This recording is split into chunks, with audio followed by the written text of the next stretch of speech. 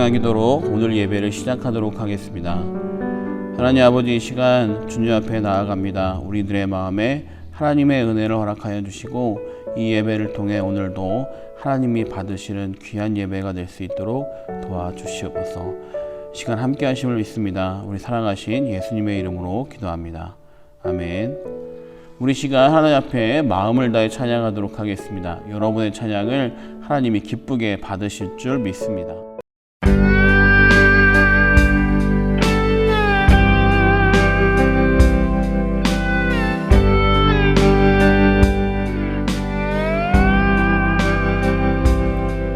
날이 저물어 갈 때 빈들에서 걸을 때 그때가 하나님의 때 내 힘으로 안 될 때 빈손으로 걸을 때 내가 고백해 여호와 이래. 날이 저물어 갈 때 빈들에서 걸을 때 그때가 하나님의 때 내 힘으로 안 될 때 빈손으로 걸을 때 내가 고백해 여호와 이래. 주가 일하시네, 주가 일하시네, 주께 아끼지 않는 자에게 주가 일하시네, 주가 일하시네, 신뢰하며 걷는 자에게. 오늘의 말씀을 보겠습니다. 오늘의 말씀은 갈라디아서 5장 24절의 말씀입니다. 우리 함께 말씀을 읽겠습니다. 그리스도 예수의 사람들은 육체와 함께 그 정욕과 탐심을 십자가에 못 박았느니라. 여러분, 지금 우리는 사순절을 지나고 있습니다. 이 사순절은 바로 주님의 죽으심과 부활하심을 묵상하는 기간입니다. 특별히 이 사순절은 우리를 위해 우리를 사랑하신 그리스도의 사랑이 얼마나 깊이 우리를 사랑하셨는지, 그리고 그 사랑을 위해 얼마나 큰 고통을 감수하셨는지를 묵상하는 것입니다. 여러분, 그 어떤 것보다 십자가의 그 고통은 우리가 상상할 수도 없는 너무나 큰 고통입니다. 사람이 죽어가는 그 고통이 절실하게 나타나는 곳, 사람의 손과 발에 못을 박아 뼈가 부서지며 피가 흐르고 6시간 넘게 십자가에 매달려 있으면서 폐가 눌려 숨이 가빠지고, 그리고 그렇게 큰 고통을 이겨내기 위해 몸을 움직일 수 없게 만드는 이 십자가의 고통은 정말 누구도 상상할 수 없는 일입니다.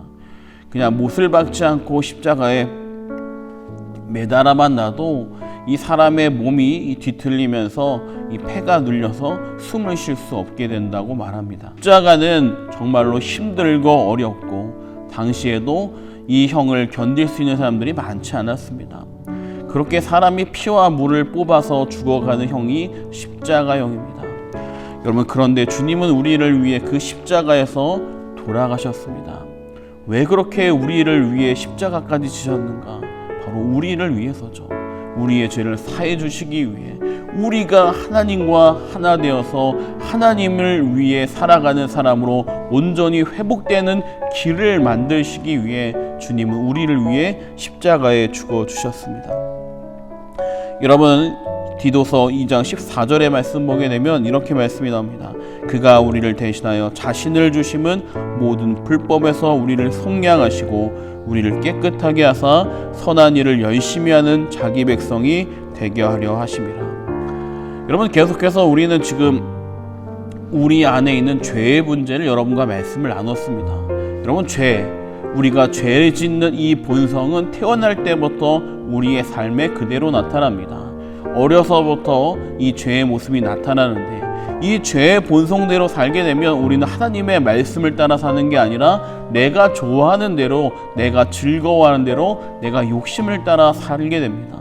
근데 주님이 십자가에서 죽으신 이유가 무엇이냐면 바로 내가 죄를 따라 살아가는 사람이 아니라 이제는 하나님의 말씀을 따라 하나님이 원하시는 선한 일을 하는 사람으로 세우시기 위해 자신을 주셨다고 말씀하고 있어요.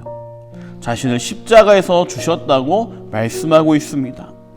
여러분, 그렇기 때문에 우리는 이제 필요한 것이 무엇이냐? 주님을 위해 우리가 살아가는 삶이 나타나야 합니다. 주님이 죽으심은 이제 우리가 십자가에서 죽으심과 같은 것입니다. 오늘 읽었던 말씀, 그리스도 예수의 사람들은 육체와 함께 그 정욕과 탐심을 십자가에 못 박았느니라. 이것이 다른 말로 하면 내가 이제는 죄를 따라 살아가는 것이 아니라 내 욕심을 따라 살아가는 것이 아니라 주님을 위해 주님이 원하시는 선한 일을 하는 사람으로 바뀌어간다는 것이죠. 여러분, 이것은 나의 의지로 되는 것이 아닙니다. 그리고 내가 한번 은혜 받았다고 한 번에 다 바뀌어지는 게 아니에요.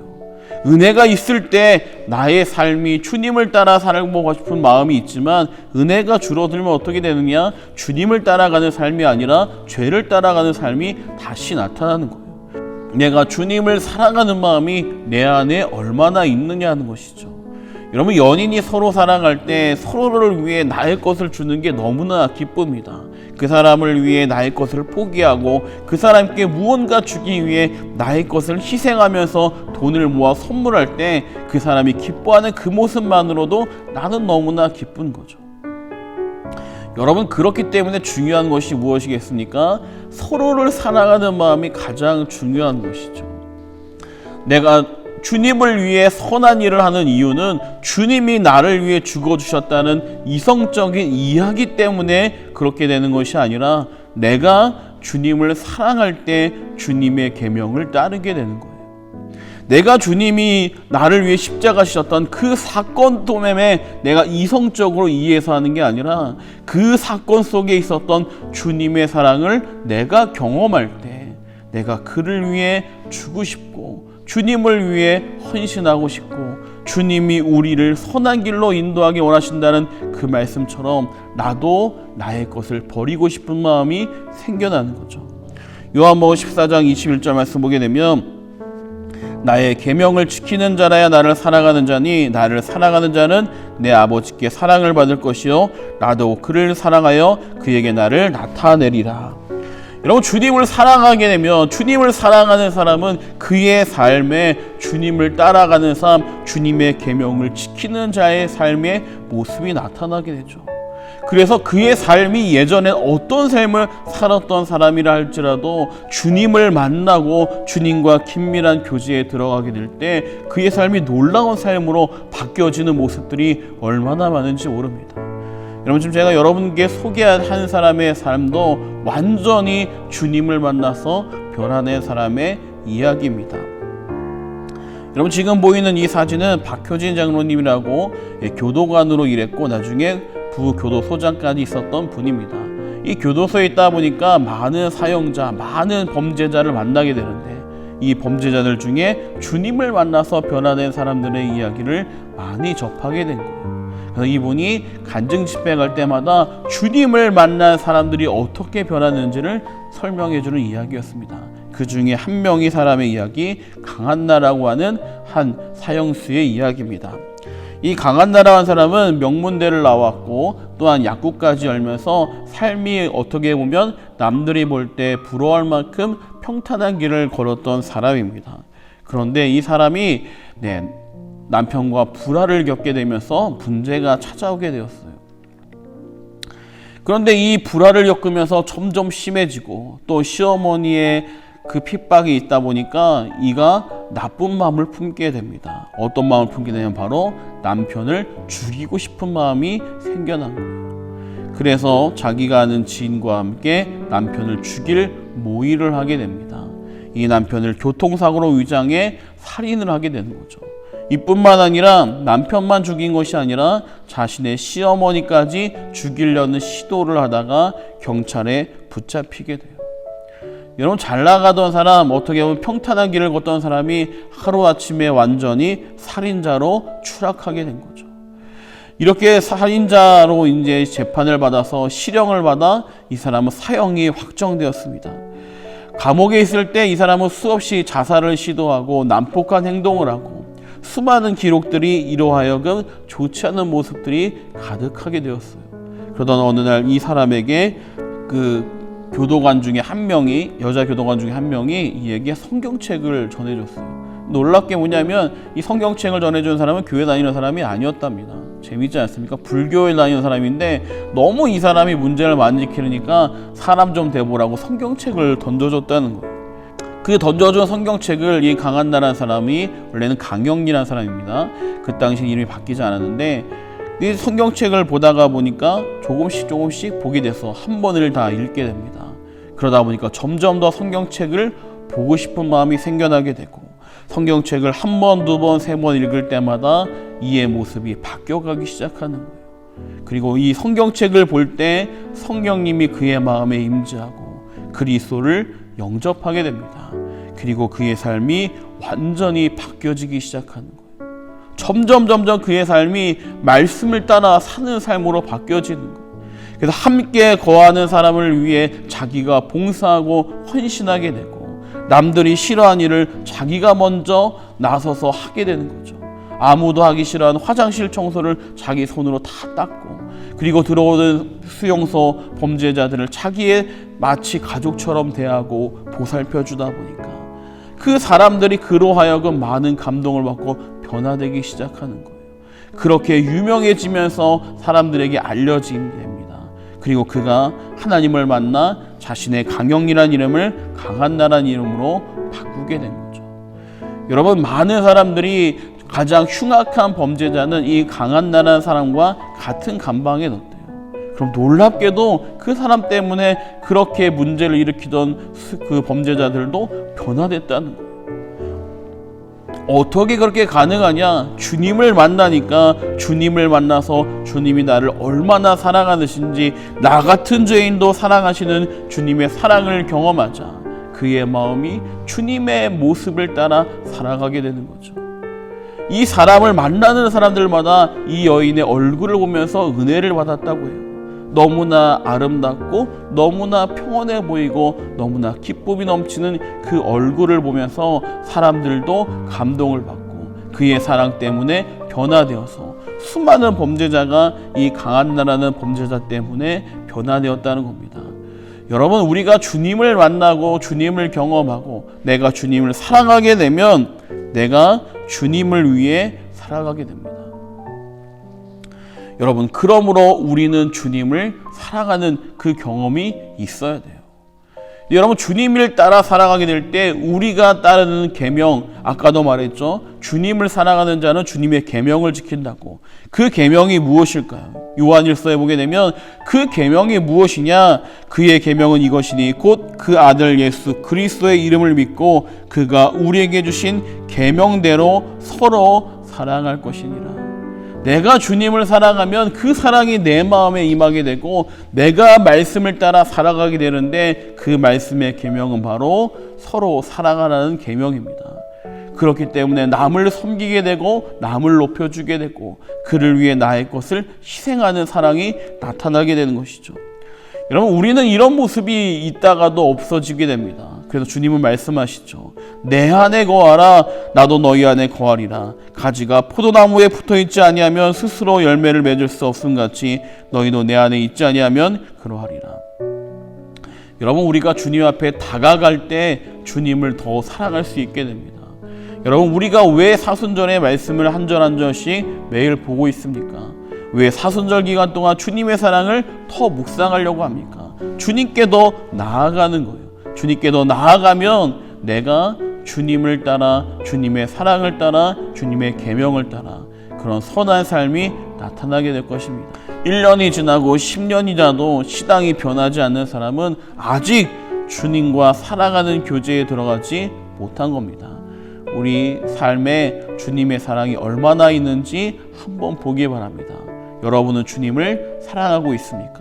주님을 사랑하지 않다면 주님을 따라 살아갈 수가 없습니다.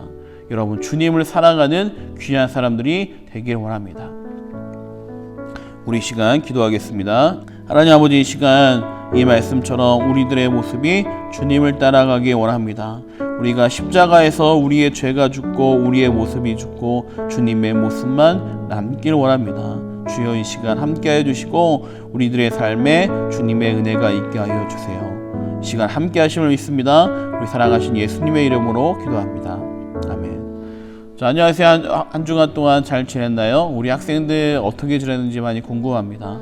오랫동안 교회 나오지 않는 학생들 모습에도 주님의 은혜가 있는지 참 궁금해요. 여러분들 주님을 사랑하는 학생들 되기 바랍니다. 말씀처럼 주님 사랑해서 주님을 위해 예배하고 찬양하는 학생들 되길 바라요. 여러분, 우리 이 시간 매일 사순절 말씀 카드를 여러분 집에서 적고 있을 텐데, 여러분들 그 내는 날은 부활주일날 가지고 와서 제출하면 됩니다. 제출하는 사람들에게는 여러분 선물이 있다는 거 잊지 마시고 잘 준비해서 내면 좋겠습니다. 여러분, 광고했듯이 이제 4월 2일부터 기타 교실이 진행됩니다. 지난주에 여러분 가정통신문을 발송하고 온라인으로 카톡으로도 올려줬는데, 기타 교실 참가할 사람들은 반드시 이 참가서를 제출해 주기 바랍니다. 4월 2일부터 6월 말까지 3달간 진행합니다. 여러분, 그리고 교육부에서 프리마켓을 준비하고 있습니다. 여러분들이 집에서 쓸만하지만 안 쓰고 있는 물건들을 가지고 와서 교인들에게 물건을 판매합니다. 그 수익금은 여러분이 갖는 건가? 그렇진 않고요. 그 수익금으로 여러분 정말 사랑이 필요하고 도움이 필요한 사람들에게 이 사랑을 전해주려고 합니다. 오늘 말씀처럼 주님 사랑하는 사람은 서로 살아가는 것처럼 우리의 도움이 필요한 사람들에게 그 수익금을 전달할 거예요. 우리 학생들이 이 사랑의 행사에 모두 참여하면 좋겠습니다. 여러분, 물품을 만약에 준비했다면 그 준비한 물품 품목을 우리 부장님에게 한번 이야기해 주면 좋겠습니다. 그래서 난 이런 거 팔 거예요 라고 이야기해서 물품 품목을 정리할 수 있도록 이런 미리 이야기해 주면 좋겠습니다. 언제까지 하냐면 4월 3일까지 꼭 해주기 바랍니다. 자, 여러분들 이 시간 주기도나고 오늘 예배 마칠 때인데요. 한 주간 동안 또 잘 지내고 온라인 예배만 드리지 말고 오프라인 예배에도 참석하면 좋겠습니다. 우리 시간 주기도나겠습니다.